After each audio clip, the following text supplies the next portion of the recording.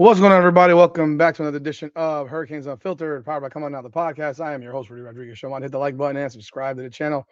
Ring that bell and leave your comments. I appreciate you jumping on board. And of course, before you do anything else, hype the video. Those hypes for the videos are very, very important. Now, I don't know when um, YouTube decided to bring this hype thing on, but I noticed it and I hype other people's videos when I watch them if I like it and all that stuff. So definitely hype the video for me. I do appreciate it and I thank you in advance for doing so. And of course, if you haven't subscribed to the channel yet, do subscribe to the channel. This video is going to be a little bit different. This is not going to be about specific things in terms of a recruitment of a player or any of the recruits visiting, but it actually is going to be something in reference to something that Jason Taylor has talked about, former Pro Football Hall of Famer. He's in his fifth year as the defensive line coach for the Miami Hurricanes, and some of the things that he looks at, and he is obviously someone who, if there's a guy who has the credentials to talk about something and really look and give you a real deep down opinion on stuff, it is Jason Taylor without question. But let me give a shout out to the sponsor of our show first, Natalie Lopez, attorney at law. When life hits hard, the law firm of Natalie Lopez hits back harder. She practices in the areas of criminal defense and family law. She can be reached at 954-888-8833, 954-888-8833, and on Instagram at nat.guilty. That's nat.guilty. She will fight for you. So let's jump back in on this thing. We all know that recruiting is difficult for any coach. It's a difficult process. Like, you have to ask 1,000 questions. You have to watch tons of film. You have to talk to a lot of people. And it can be that you talk to the janitor, the security guard, randoms in the school that the kid goes to. You do that for a variety of reasons. And one of the reasons that you do that is you want to determine the guy's character. You want to know how that person treats people. You want to know how that person makes people feel. So when you're looking at different things in terms of reasons to recruit somebody or reasons that you would eliminate recruiting somebody, personal references about someone that you don't know, like if you were to be told that this guy XYZ does XYZ, doesn't know this kid, but he treats this kid wonderfully, like he treats everyone great. It doesn't matter if he's friends with them or not. He's always very nice to people. That goes a long way. That means that guy is someone that will get along with people and not ostracize. He'll be someone that's good in a locker room, positive presence. Whereas if you have another guy who's every time something goes wrong, he gets all pissy and blamey and shit like that, or he's just not a nice person overall. Yeah, you need the dogs and all that stuff, but you want a dog who's a nice person when he's not playing football. So there's lots of questions that you can ask. And so obviously Jason Taylor is doing this, and he says it's not an exact science, but there's ways to see it. Always going to reveal itself at certain times. Um, he talked about what he looks at. So when I watch film of a player, I talk to players, for instance, and I asked them what their worst game was last year. I think that's great. Who gave you the most difficulty in your worst game as a team and individually? And I look at that film, I look at that game as opposed to the games they played well in. I gotta be real. I love that. And I talked to my son about that. He's 14 years old. We lost in the playoffs in flag football. He's not in he's playing tackle football this coming school year at Cardinal Gibbons High School. And he was the best player on his flag football team at St. Coleman School in Pompano. I'll tell you where I live, basically.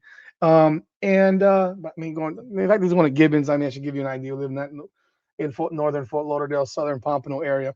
So one of the things that I always tell my son is attitude is everything. And when you get pissy after you don't play well, you get pissy when you make a mistake and stuff like that, people see it. People will recognize it and people will notice it. And it could be the difference between you getting recruited by somebody and not getting recruited by somebody. So you always want to make sure you're a good teammate at all times. Even if your teammates are yelling at you because you threw a pick, it happens. Just like if your teammate drops the ball, you say, come back, man, just get up, man, we're good. Catch the next one type thing. He's a young kid, so he's learning he's trying to learn his way, through that process. But, he said to me, after they lost the game earlier this year, 12-6, where he didn't play that great. Um, he didn't play poorly, but he didn't play that great. Said his teammates were blaming him for them losing. Mind you, they went 6-2, and he was largely the reason they won 6 games. He had a great year. I'm very proud of him. But tell me the worst game you played. And he said he played terrible in that one game that they lost. He said he played terrible, but I don't think he played that bad personally. I thought that was a tough team. That team was actually on the opposite side in the semifinals. I'm pretty sure they won that game and probably played the team that we lost to. Um, don't know what happened. I don't know. I know the team that we lost to was undefeated and they beat us 13-0. It was tough. It was pouring rain in the first half, and they were able to score in the rain. And we made mistakes early on and just did a lot of things that we weren't up to norm and our standard. I thought we were good enough to win. Kids did it. The kids fought. Second half, the other team couldn't score. We drove down the field a couple of times. We couldn't put it in the end zone, and it goes that way sometimes. You know what I mean? But I don't think he played all that poorly in this game. I just think that we made mistakes, and I do think if we had had the defense out there that should have been out there, and not this thing where you try to play everybody type shit, probably a 0-0 game. Because once we put the rest of our defensive player, the guys who play on offense, we let them play defense too. Other team couldn't score. They couldn't move the ball. So, and that was a big concern I did have in that game, was that we don't do that, and we did it. But nonetheless, I love that. Look at the worst game you played, because I always tell my son, I'm like, I can show you a highlight film of you, but that doesn't tell anyone anything about you. That just shows all your success. I want to see your failure. I want to see how you handle failure. And I love that Jason Taylor said that. I look at their worst game and I watched it from the fourth quarter to the first. I want to see whenever they getting their ass kicked in the fourth, how they react. Were they slow getting off the ground? Did they pound the ground? Did they pout? Were they on the sideline and kind of disengaged from it and just whatever? Was it bothering them? I want to see the sportsmanship after the game. Did you shake hands? God, man, I got to give this to my son. Seriously. And is he right there? Oh, yeah, he's right there right now. I got to give you this article from Jason Taylor about what he looks for in a football player. What he looks for in a football player. You could be standing right next to me. I don't care. You can come in this video. This is my son, Nico. He's 14 years old. He's 5'7", 155, 160 pounds. Kid can play some football, man. But we're working on the attitude. We're always gonna be working on the attitude and knowing how to react to when you lose and when you don't play well. So I want you to read this right here. Jason Taylor, Miami Hurricanes defensive line coach, Pro Football Hall of Famer. And this is a live video, by the way. You're not live, but recorded live. So when I watch a film on a player, I talk to players, for instance, and I ask them what their worst game was last year. Who gave you the most difficulty in your worst game as a team and individually? And I look at that film. I look at that game as opposed to the games that they played well in. I look at their worst game and I watch from the fourth quarter to the first. I want to see, whenever getting their ass kicked in the fourth quarter, how did you react? Were they slow getting off the ground? Did they pound the ground? Did they pout? Pout, pout, pout. See, he's smiling because he knows. Were they on the sideline and kind of disengaged from it and just whatever? Was it bothering them? It bothers him. He don't like losing. I want to see the sportsmanship after the game. Did you shake hands? Hey, did you find out who won the game? Oh, I have to text him. I'm just curious. So, we work on this, and I wanted him to see this because this is what you want to be a football player in college. That's an example right there. So I always tell you, work on the attitude. You can go now. It's a fight, man. It's a fight when you're dealing with a 14-year-old kid. We see games in person, and guys have tough games. When you're watching in person, sometimes they will lose a game. The guy will lose a game. I pay a lot of close attention to those games. How are they on the sideline? Do they care? Are they getting their ass whipped and they're like, oh, whatever? Or does it mean something to them? I can tell you, for my son, it means something. He gets upset. Like he hates losing. But at the same time, you got to also understand that you got to lift your team up. You know what I mean? He was the captain of the team as well.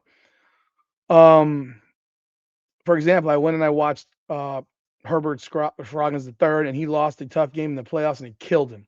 I think it just crushed him. I saw how he was reacting during the game and when things weren't going well. He was on the sideline being encouraging. He wasn't yelling at guys and pointing fingers. He wasn't throwing his helmet and pouting. It was hurting, but he was doing it the right way. You pick up on little things like that. Yep, you sure do. And there's the evaluation process, watching him from the fourth to the first, something he did as a player. I always watch things backwards a little bit.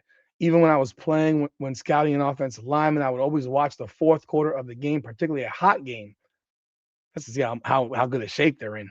If it was a hot game and they were playing here, I'd find a hot game and watch it backwards to see how he fell apart in the fourth, how he set in the fourth quarter versus the first to get keys on. I just always did that. I always feel like everybody's great when you leave the locker room and the cheerleaders are doing backflips and there's fireworks and a fly out. How are you when the shit hits the fan? Gotta love that, man. I love that. I gotta love it. This is, by the way, this is on InsideTheU.com, so do check it out. Do subscribe to their website. You know, he talks about Ruben Bain and Akeem Mesidor, um, but he really wants to help players be great and teach them. And I think that's a really good thing. And how he says, I think you do it in a different way.